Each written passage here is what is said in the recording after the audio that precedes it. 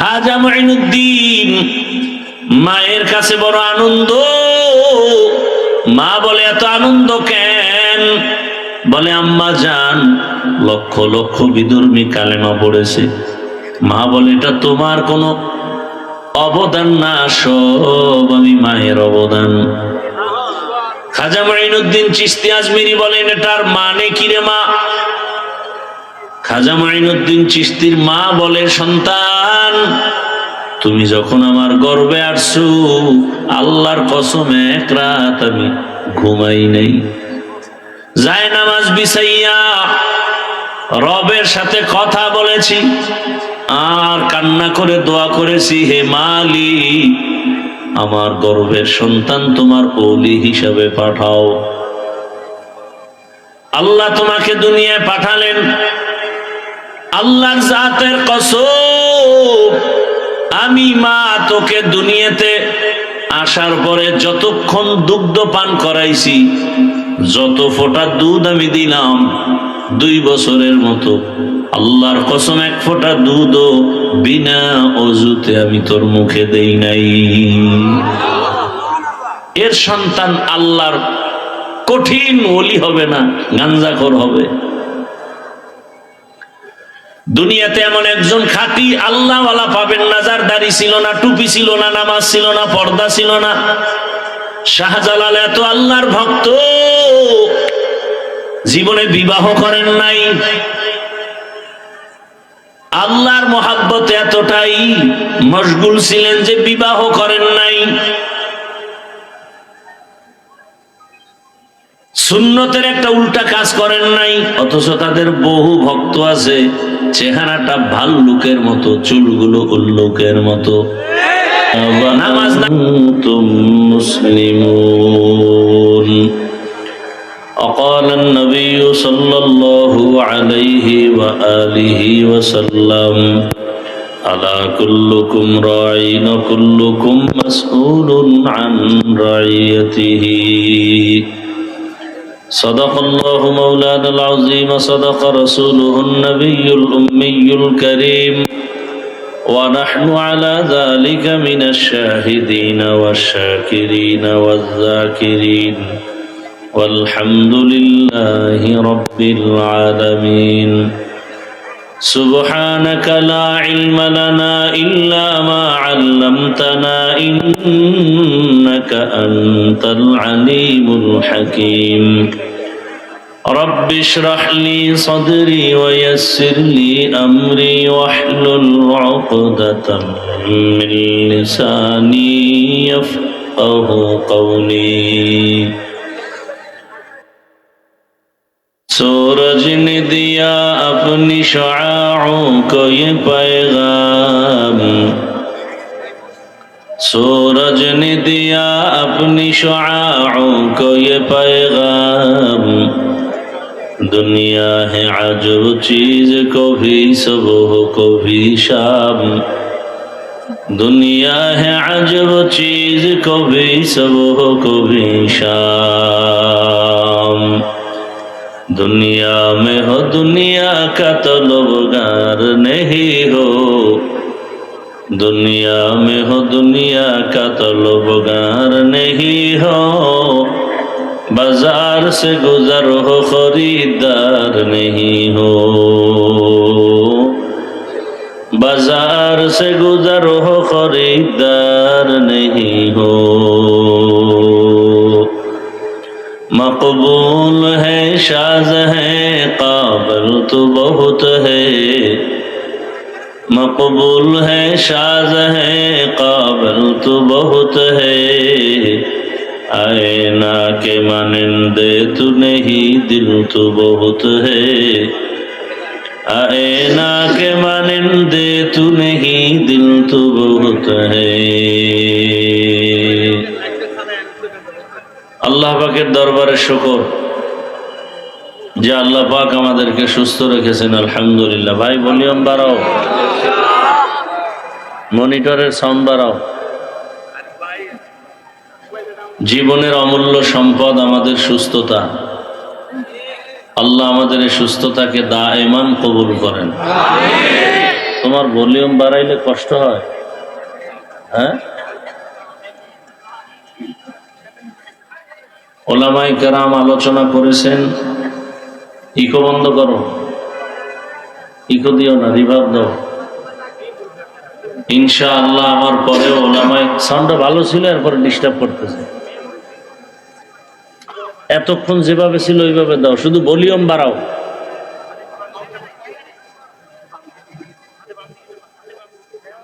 ইনশাআল্লাহ আমার পরে ওলামায়ে হযরত আলোচনা করবেন। শেষ দোয়া পর্যন্ত সবাইকে এখানে উপস্থিত থেকে ওলামায়ে কেরামদের কথা শুনে যাওয়ার মতো তৌফিক দান করেন।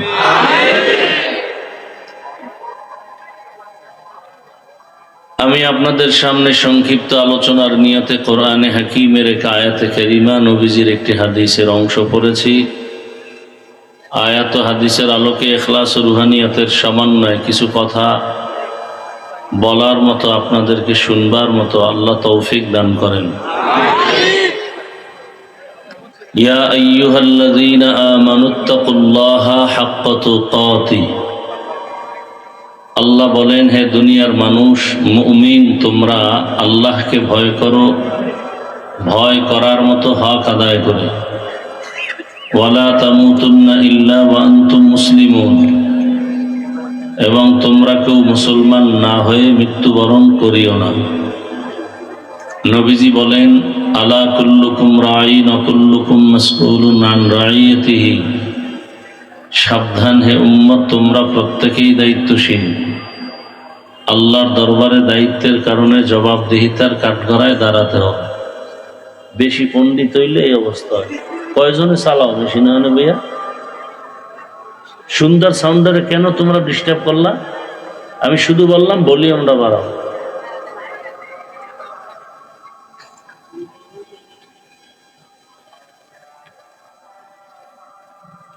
রসুল বলেন, কিয়ামতের ময়দানে সকলকেই আসামির কাঠগড়ায় দাঁড়াতে হবে।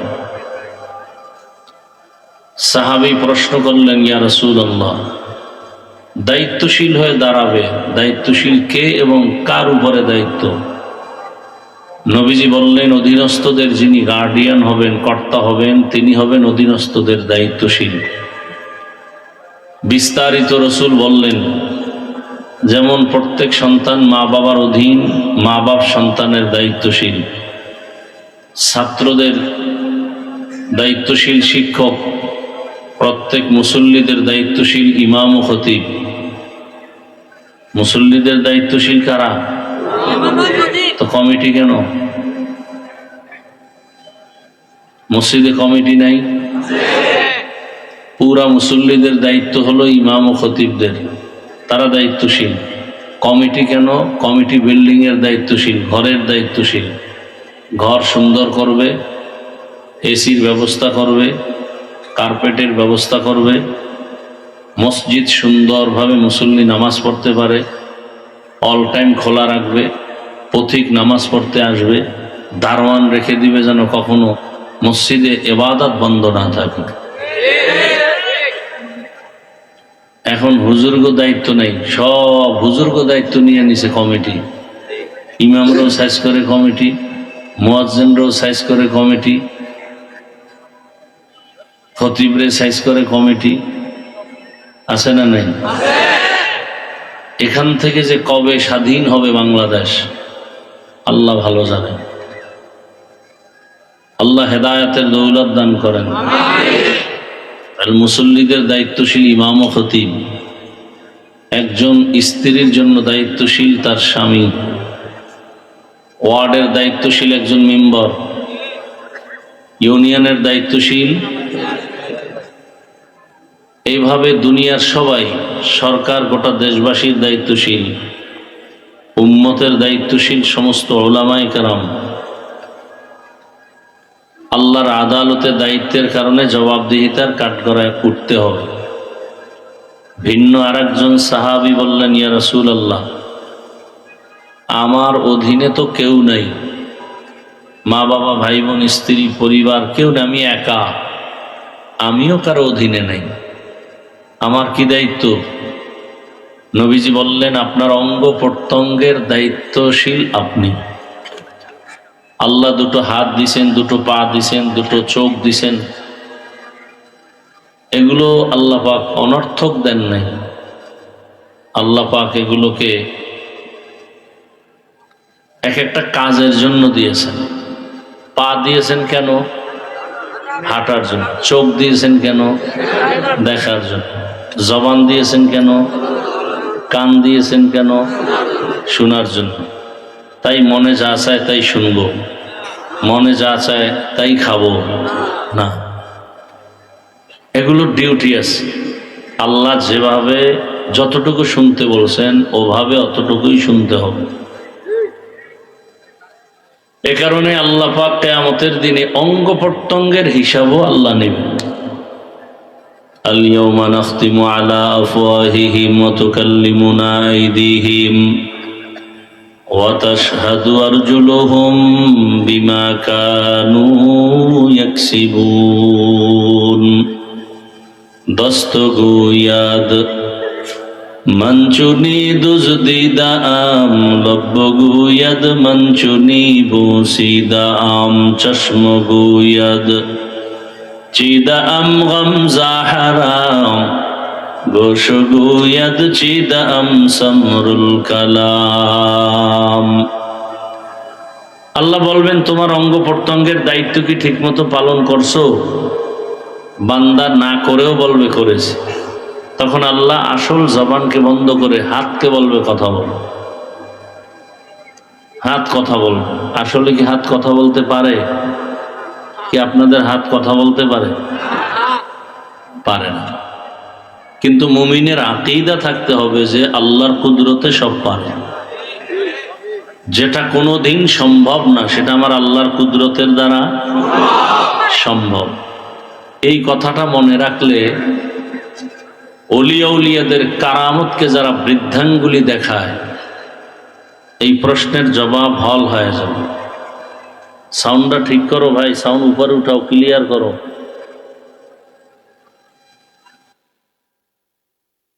সাউন্ডটা ক্লিয়ার করো।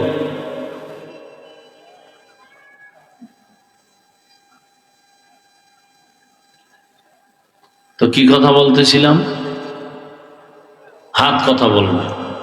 গাছ কথা বলতে পারে? গাছ পারে না। এটাই সত্য, এটাই বাস্তব। মুমিনের আকীদা আল্লাহর কুদরতে বলে। পাথর কথা বলতে পারে? পারে না। আল্লাহর কুদরতে পারে। আল্লাহ কুদরত দিবেন কিভাবে? জমিনে নেমে আসবেন, কোন একটা মাধ্যমে দেখাবেন।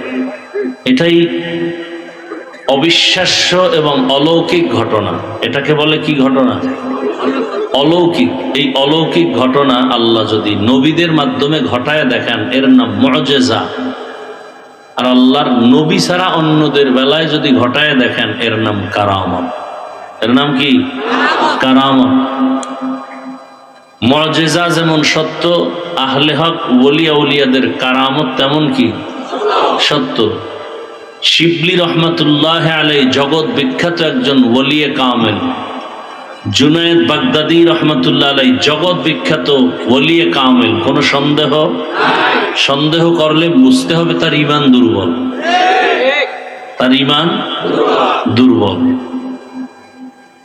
রাস্তা দিয়ে যাচ্ছেন কোথাও, হঠাৎ গাছের নিচে বসছেন বিশ্রামের জন্য, চলন্ত পথে, যাত্রা পথে, হঠাৎ গাছ কথা বলতেছে, এই শিবলি আমার মতো হয়ে যাও।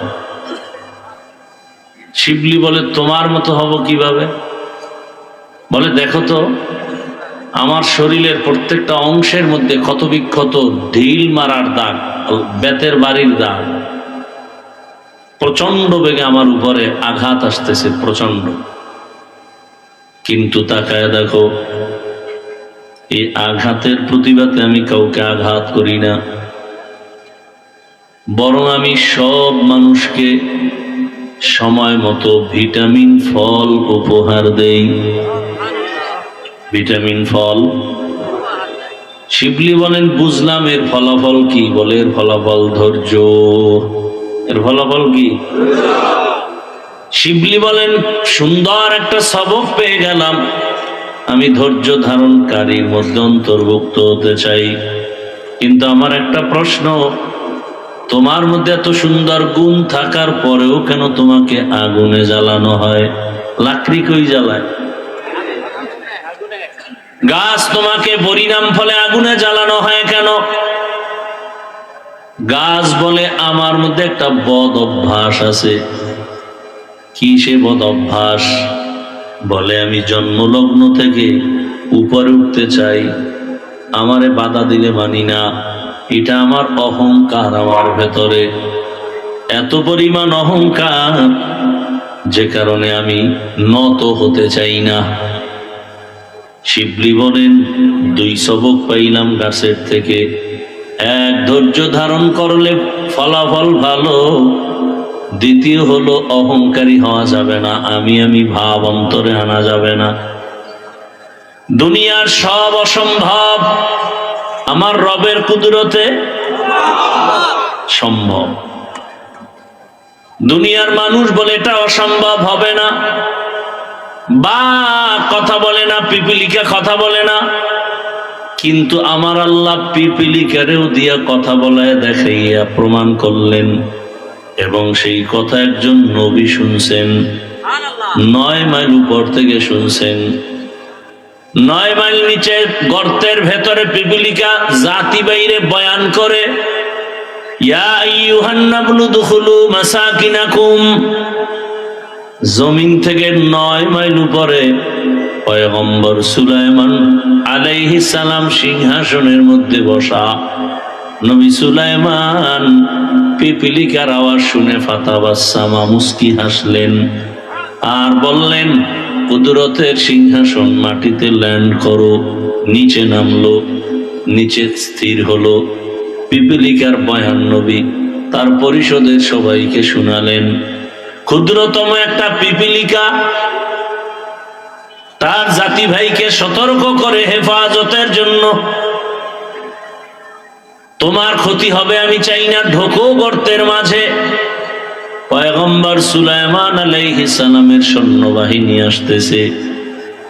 এতগুলো সৈন্য আসলে একটা চাপ আছে, বাতাস, তোমাদের ক্ষতি হয়ে যাবে। তাড়াতাড়ি তোমরা গর্তের ভেতরে ঢুকে যাও। পিপিলিকার বয়ানটা এত মজার যে আল্লাহ কোরআনে উঠায় দিলেন। শুধু তাই না, পিপিলিকার নামে আল্লাহ সূরাও নাযিল করলেন, সূরা নামল। বাসুলাইমা দাদে মুলক সরওয়ারি শুদমতি এ খাতে মশদে ওয়াপরি। রহমতের নবী বলেন, এই পিপিলিকা জান্নাতে যাবে হাসরের মাঠে। কোথায় যাবে? এই পিপিলিকা জান্নাতে যাবে, সব না, এই পিপিলিকা জান্নাতে যাবে। পিপিলিকা তার জাতিভাইকে সতর্ক করে, নিরাপদে আশ্রয় নাও, তোমার উপরে বিপদ যেন আসতে না পারে। একটা পিপিলিকা তার জাতির জন্য এত দরদ আর মায়া। আশরাফুল মখলুক মানুষের প্রতি এত মায়া নাই।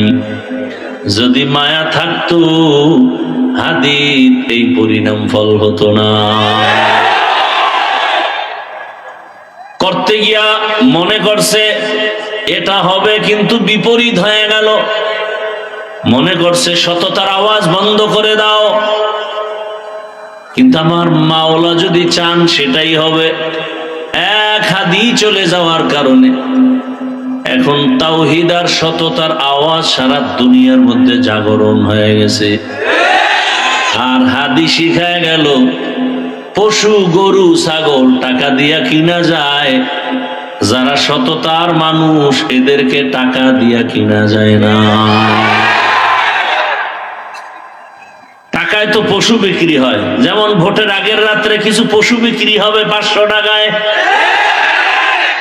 কি সেই টাকা খাওয়ার জন্য তসবিহ গুনতেছে ওই পশুরা। ওরা মানুষ রূপী পশু খায়, পশু না, পশু না, আল্লাহ খায় কি এর পশু? এর থেকেও ওরা শুয়ারের চেয়েও খারাপ, ওরা কুত্তার থেকে খারাপ। ওয়ালাকাদ যারানা লিজাহান্নামা কাসীরাম মিনাল জিন্নি ওয়াল ইনস লাহুম কুলুবুন লা ইয়াফকাহুনা বিহা ওয়ালাহুম আ'য়ুনুন লা ইউবসিরুনা বিহা ওয়ালাহুম আযানুন লা ইয়াসমাউনা বিহা উলাইকা কাল আনআমি বাল হুম আদাল উলাইকা হুমুল গাফিলুন।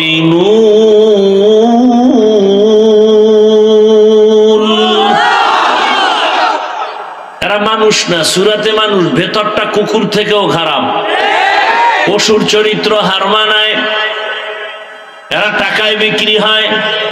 বাজারে একটা মুরগি কিনতে যাও 1000, বড় মুরগি একটা খাসি কিনবা 20,000, একটা গরু কিনবা 1 লাখ টাকা। আর ভোটের আগে আশরাফুল মখলুক বিক্রি হয় মাত্র 500 টাকায়। ও বুঝাইতে চায় আমি আসলে দেখতে মানুষ, মূলত আমি কুত্তা শুয়ারের চেয়েও খারাপ। টাকায় বিক্রি হয় পশু, মানুষ বিক্রি হতে পারে না। প্রমাণ কি? আমরা মানুষ হতে পারি নাই। হাদি রাস্তা দিয়ে হাঁটে, মানুষ এমনি এসে টাকা দেয়। আর তোরে কেউ টাকা দেয় না, তুই মায়ের টাকা চুরি করো, যুবক বাবার টাকা চুরি করো, এরপরে না পাইলে দোকানে হামলা করো, ডাকাতি করো, রাস্তায় বন্দুক ঠেকাও, সন্ত্রাসী কর্মকাণ্ড। এই দেশ ভালো হবে কবে? আর পিপিলিকায় জাতি বাইরে কয় বাঁচার জন্য আশ্রয় নাও গর্তে। এজন্যই তো রহমতের নবী বলেন খায়রুন নাস মান ইয়ানফাউন নাস। ভালো মানুষ তো ওই ব্যক্তি যে অন্যের উপকার করে, ক্ষতি করে না। অন্যের উপকার করে, ক্ষতি করে না, এর নামই তো তাকওয়া। পারলে উপকার করো, না পারলে চুপ থাকো, ক্ষতি করিও না। পারলে প্রশংসা করো, না হয় চুপ থাকো, বদনাম করো না। পারলে নেক আমল করো, না পারলে চুপ থাকো, গুনাহ করিও না। এর নাম তাকওয়া। আল্লাহর রাসূল বলেন ক্বালান নবী সাল্লাল্লাহু আলাইহি ওয়া আলিহি ওয়াসাল্লাম ইত্তাকিল মাহারিম তাকুন আ'বাদান নাস। হারাম অবৈধ জিনিস থেকে নিজেরে বাঁচাও, আল্লাহ তোমার মর্যাদাকে অনেক বাড়ায় দিবেন। নিষিদ্ধ জিনিস থেকে বাঁচো। বলে কেমন? বলে চোখ দিয়া দেখো দেখো দেখো, আল্লাহ যা দেখতে নিষেধ করেছেন তার থেকে বাঁচো। স্বাধীনতা নাই, চোখ আছে দেখার জন্য, তার মানে যা মনে চায় তাই দেখবা স্বাধীনভাবে? না, স্বাধীনভাবে জীবন চালানের এই জীবনের কোনো মূল্য নাই। মনে যেমন চায় তেমন চলা, এর নাম স্বাধীন চলা। মনে চায় বিড়ি টানবা টানো, মনে চায় টুপি পরবা পরো, মনে চায় টুপি খুলে ফেলবা খোলো, মনে চায় চুল রাখবা রাখো, মনে চায় রাখবা না কেটে ফেলো। এই স্বাধীন জীবনের কোনো দাম নাই। মনে যেমন চায় তেমন, কোন প্রতিষ্ঠান চালাইলেও প্রতিষ্ঠান টিকে না। মনে যেমন চায় তেমন যদি মনের মতো নফসের গোলাম হয়া দুনিয়ার যা চালাবে সে ধ্বংস। এজন্য আল্লাহ সীমাবদ্ধতা দিয়া দিছেন। চোখ দিয়া দেখো, মনের মতো দেখো, তবে বেগানারে দেখবা না। কান দিয়া শুনো, তবে গীবতের আওয়াজ শুনবা না। মনে চায় খাও খাও, কিন্তু হারাম মদের বোতল হাতে নিয়ে মুখে দিও না। মনে চায় তুমি হাঁটো, হাঁটার জন্য আল্লাহ পা দিছেন, তার মানে মসজিদ বাদ দিয়ে মন্দিরে যাওয়া, গির্জায় যাওয়া, মদের আড্ডায় তাসের আড্ডায় যাওয়া, জুয়ার আড্ডায় যাওয়া, এটা হবে না। ইত্তাকিল মাহারিম। কান দিয়া শুনবা, তবে গীবতের আওয়াজ শোনা যাবে না, গালির আওয়াজ শোনা যাবে না। জবান দিয়ে কথা বলো, যত মনে চায় বলো, তবে গালির আওয়াজ দেওয়া যাবে না, গীবত বলা যাবে না, মিথ্যা বলা যাবে না। তেলাওয়াত করো, জিকির করো, এর নাম তাকওয়া। চোখ দিয়ে দেখো, মাকে দেখো সওয়াব, বাবাকে দেখো সওয়াব, বাইতুল্লাহ দেখো সওয়াব, কোরআনটা খুলে দেখো সওয়াব। আল্লাহর কুদরত, জমিন ও আসমান তাকায় দেখো সওয়াব। নবীর জায়গায় ওয়ারাসাতুল আম্বিয়া উলামায়ে কেরাম আছে, তাদের দেখো সওয়াব।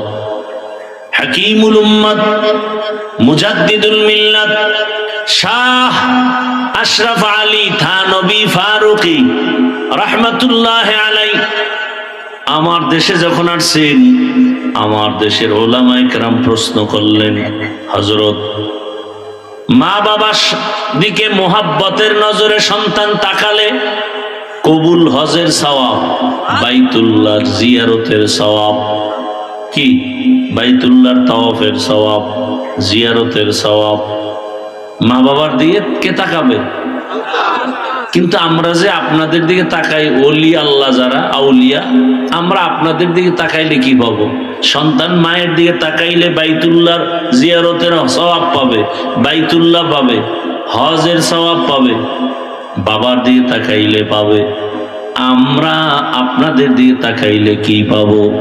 হাকিমুল উম্মত শাহ আশরাফ আলী থানবী রাহমাতুল্লাহ আলাইহি বলেন, সন্তান মা বাবার দিকে তাকাইলে বাইতুল্লাহ পায়, আর আল্লাহওয়ালার দিকে তাকাইলে মানুষগুলো বাইতুল্লাহর মালিকের পায়। কারে পায়? বাইতুল্লাহর মালিকরে পেয়ে যায়।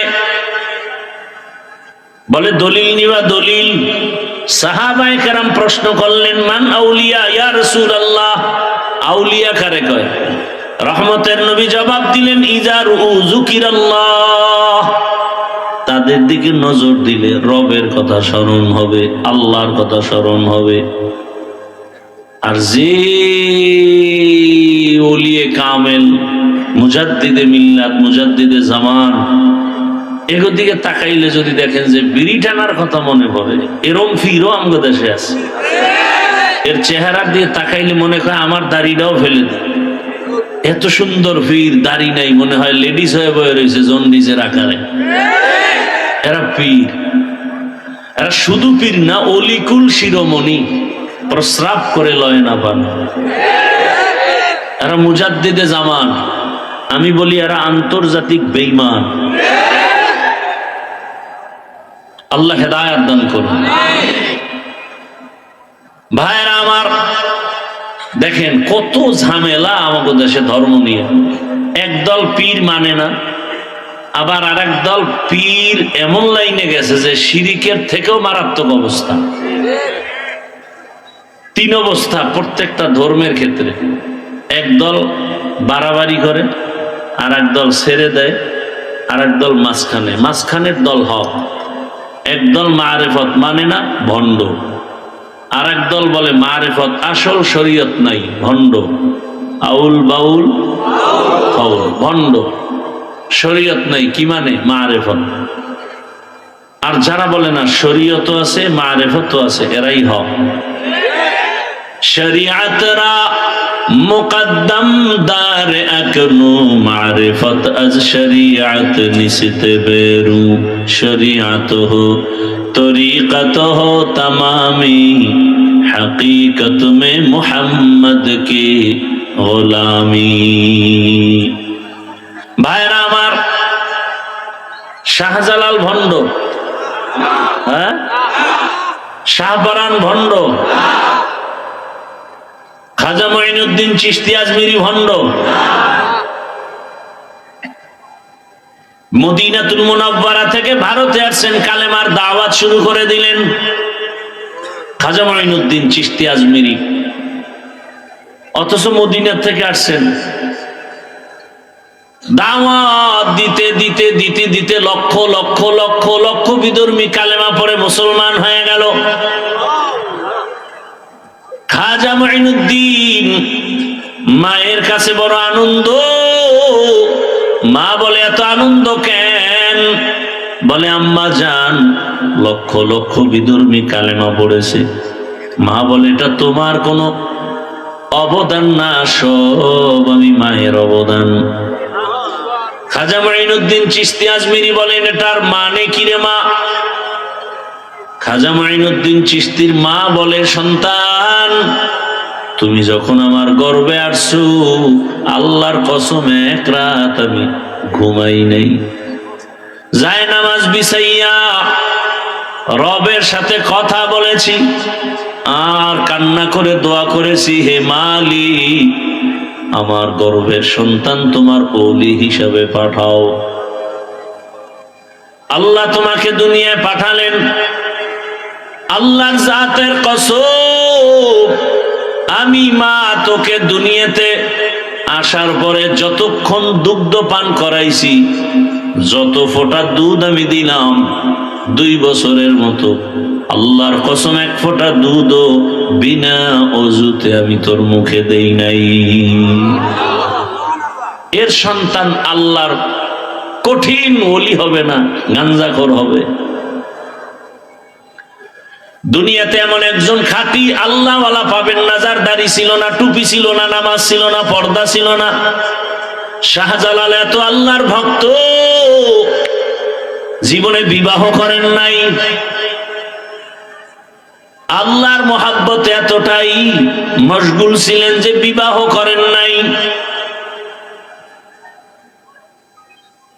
সুন্নতের একটা উল্টা কাজ করেন নাই, অথচ তাদের বহু ভক্ত আছে চেহারাটা ভাল্লুকের মতো, চুলগুলো উল্লুকের মতো, নামাজ নাই, রোজা নাই, দাড়ি নাই, টুপি নাই, মুসলমান, বয়ানও শুনতেছে অথচ নামাজ পড়ে না। এজন্যই তো আল্লাহ বলেন, ইয়া আইয়ুহাল্লাযীনা আমানুত্তাকুল্লাহা হাক্কা তুকাতিহ, আল্লাহকে ভয় করো, ভয় করার মতো হক আদায় করে। সাহাবায়ে কেরাম বললেন, ইয়া রাসূলুল্লাহ আল্লাহ যত বড় ওই পরিমাণ হক আদায় করে ভয় করা যাবে না। আল্লাহ পাক আয়াত নাজিল করে দিলেন, ইত্তাকিল্লাহা মাস্তাতাতুম, হক আদায় করা লাগবে না, বান্দা সাধ্য মতো আমাকে ভয় করো। আর একটা কি, মুসলমান না হয় মরবি না। 1 সূরায় কয় জীবনে মুসলমান হব না, মরব না। বলে না কথা এটা না, তোমার মরণ যেহেতু হবে, পালাবার কোনো সুযোগ নাই, অতএব মুসলমান হইতে দেরি করিও না। মুসলমান হব কবে? মুসলমান তো সবাই আমরা, বলে না। মুসলমান তো ওই ব্যক্তি যে কি বলে, বিনয়ের সাথে আল্লাহর কাছে আত্মসমর্পণ করে, ও আল্লাহ আমার কোনো মত নাই, তোমার মত আমার মত, আমার কোনো আদর্শ নাই, তোমার হাবিবের আদর্শ আমার আদর্শ, আমি তো তোমার হাবিবের আদর্শের সৈনিক। এরে মুসলমান যুবক, দুনিয়ার কয় টাকা পাওয়ার জন্য স্লোগান দাও আমি মুজিব সৈনিক, কয় টাকার লোভে পড়িয়া পেছনে পেছনে দৌড়াও, মা কোথায় খবর নাই, বাবা কোথায় খবর নাই, বউ কোথায় খবর নাই, সন্তান কোথায় খবর নাই, কয় টাকা পায় রাস্তায় দৌড়াও, রাতে আসো না, টেলিফোন করলে ধরো না, 2টা নাই 3টা নাই, বউ টেলিফোন করলে বউকে গালি দাও, কয় টাকার লোভে রাস্তায় ঘুরো। লিখে রাখ, মনে রাখবি, লিখে রাখ, ভুলে যাবে। যেই বন্ধুটারে নিয়ে জীবনটা কাটাইতেছো, একদিন ওই বন্ধু তোমার গলায় ছুরি লাগাবে। শত্রু মারা লাগবে না বাপ, তুমি আর তোমার মাওলার সাথে ডিসকাস করবা।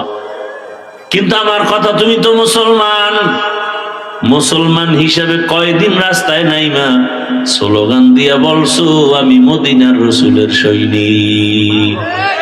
কয়দিন বলছো বলো? বলা উচিত ছিল না যে আমি রসুলের সৈনিক? দুনিয়ার সবাইকে কিনতে পারো, আমাকে কিনা যাবে না। শামসুল হক ফরিদপুরি রহমাতুল্লাহ আলাইহি বলতেন, আইয়ুব খানের বলেছেন, আইয়ুব খান, টাকা দিয়া গরু কিনা যায়, শামসুল হক রে কিনা যায় না। টাকা দিয়া পশু কিনা যায়, আমি আল্লাহর বান্দা, আমাকে কিনা যাবে না। জীবন যাবে, কোনদিন কোন বেঈমানের সামনে মাথা নত করা হবে না। এরে যুবক, রাস্তা দিয়ে হাঁটে আর টাকা আসে, অনর্গল টাকা আসতেছে, তোমারে দেয় কেউ? হ্যাঁ, আশা করো দিবে? তুমি হলো চরম একটা বেয়াদব, চরিত্রহীন লম্পট। তোমার মা তোমাকে ভয় পায়। একটা মা একটা সন্তানকে কখন ভয় করে? সন্তান যখন চূড়ান্ত চরিত্রহীন, লম্পট আর বেয়াদব হয়ে যায়। একটা শিক্ষক ছাত্রকে কখন ভয় করে? কোন ছাত্রকে ভয় করে? যেই ছাত্র চরিত্রহীন, চূড়ান্ত বেয়াদব, এমন ছাত্রকে শিক্ষক ভয় করে। কোন সভ্য সন্তানকে মা বাপ কখনো ভয় করবে না। তাহলে আমার সমাজ এখন কোন পর্যায়ে যে মা সন্তানকে কিছু বলতে পারে না, বললেই মাকে গালি শুরু, বেশি কিছু বললে মাকে মারবে, বাবাকে মেরে ফেলবে। সন্তান সেই অবস্থান নিয়ে চলে। শিক্ষক কিছু বললে শিক্ষকের মারবে, আন্দোলন করবে, শিক্ষকের বিরুদ্ধে আন্দোলন। ইসলামে তো এই আদব শিখায় নাই। আল্লাহ হেদায়েত দান করেন। এরে যুবক, ডাক্তার জাকির নায়েক সাহেবকে দুনিয়ার কে না জানে, কে না চিনে? হোমিওপ্যাথিক ডাক্তার, অথচ এত সম্মান। টাকার কারণে না, ক্ষমতার কারণে না, সুন্দর চরিত্র আর নৈতিক আদর্শের কারণে। আমিও চাই প্রত্যেকটা যুবক নতুন স্লোগানে দাঁড়িয়ে যাও, গোটা দেশে আন্দোলনের আওয়াজ দিয়া দাও যে আমরা যুবক, আল্লাহ আমাকে সম্মান দিবেন, রিজিক দিবেন, হায়াত দিবেন। আমি লেখাপড়া করে একটা আদর্শের জায়গায় পৌঁছে যাচ্ছি। জীবনে আদর্শ দিয়া দাঁড়াবো, কারো কাছে মাথা নত করব না। সব যুবক যদি এক লাইনে দাঁড়ায় যাও, এমন কোন মাস্তান নাই, নাস্তিক নাই যে মাথা উঁচু করে তাকায় কথা বলবে। কিন্তু ওই যে তুমি পশু, টাকা দিয়ে তোমার কিনে নেয় ফাঁকে ফাঁকে। তুমি বয়ান শুনতেছো ঠিকই, বাইরে গিয়ে বলবা হাফিজুর রহমান সাহেব নির্বাচনে গেছে, শেষ শেষ। এইটা চিন্তা করবা না যে নির্বাচনে গেল কি চায়। আব্রাহাম লিঙ্কনের আদর্শ বাস্তবায়ন করতে চায় না, মাও সেতুনের আদর্শ বাস্তবায়ন করতে চায় না, শেখ মুজিবুর রহমান সাহেবের আদর্শ চায় না, জিয়াউর রহমান সাহেবের না, মদিনার রসুলের? এটা বিশ্লেষণ করে না, এটা করবা না। কি চায়? গত কবে একটা এনে বয়ান করছি না, এজন্য সুপে আজকে বললাম, সাইজা করার হেদিন করে দিছি। কপালে, পাঠার কপালে সিঁদুর লাগে না। কপাল পুড়ে গেলে রসুলের বয়ানেও হেদায়াত হয় না। আর কপাল খুলে গেলে রসুলকে জবাই করতে গিয়েও কালেমা পড়ে। মাত্র 27 বছরের যুবক, নাম কি? নবীকে জবাই করতে গিয়া কি পড়েছে? আর কপাল পোড়া আবু জাহাল রসুলের সাথে থেকে এক প্লেটে খাইয়াও কালেমা পড়ে নাই। 13 বছর রসুলের সাথে ছিল, বয়ান শুনছে, খানা খাইছে, কালেমার বেলা না না না বাতিজা খবরদার, ওই লাইনে আমরা নাই। বুঝেন না কথা?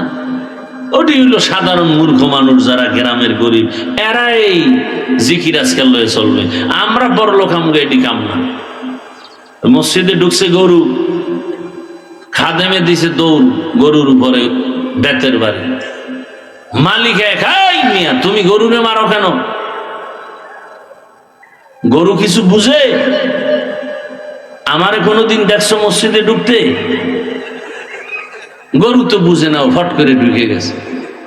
আমি তো কোনোদিন ঢুকি না, আমার তো সে বুঝ আছে। কেরম বেয়াদব নাই? আল্লাহ হেদায়েত দান করুন। ভাইরা আমার, মানুষ হিসেবে থাকেন, মানুষ হিসাবে পরিচয় দিয়ে থাকেন। আপনি ডাক্তার হন, ইঞ্জিনিয়ার হন, কি আল্লাহর জান্নাত পাইতে হলে কি হুজুর হইতে হবে, মাওলানা হতে হবে? এত টেনশন কেন? ডাক্তার হন, ইঞ্জিনিয়ার হন, প্রফেসর হন, ওসি, ডিসি, এসপি হন, সমস্যা কোথায়? কিন্তু আদর্শ ঠিক রাখেন। আপনি মানুষ, মানুষের আদর্শ ঠিক রেখে চলেন। আপনি কোনদিন পশুর চরিত্রে যেন মোবাইলের দরকার কি? আল্লাহ সবাইকে হেদায়েতের দৌলত দান করেন। ভালোবাসেন আপনারা, আমিও আপনাদেরকে দিল থেকেই মোহাব্বত করি, ভালোবাসি। আল্লাহ ভালোবাসাকে দায়েমান কবুল করেন। আপনাদের পাশেই থাকি। আগামী পরশুদিন শুক্রবার 26 তারিখ মাহফিল।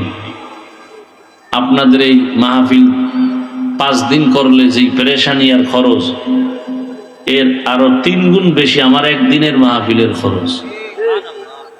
অতএব যাবেন ইনশাআল্লাহ। চিন্তা করে ভাড়া পামু করি কেন? ভোটের আগে পাবেন না, সমস্যা কি? সেদিন তো খাবেন। নিয়ত করেন জুমার নামাজ ওখানে হবে, সকাল 10টায় শুরু হবে, রাত্র 12টা পর্যন্ত জুমার নামাজ মাঠে হবে। যাবেন তো ইনশাআল্লাহ? আল্লাহ সবাইকে কবুল করেন। এটাই তো ভালোবাসা। এখন তো হাত বিছাইলো, আমি হাত ধরি না। 1 নম্বরে কয়জনের সাথে মিলাবো, 2 নম্বরে হাত যারা দেয় এরা রসুলের মোহাব্বতে দেয় না, ছবি তোলার জন্য দেয়। এই 2 কারণে আমি হাত বাড়াই না।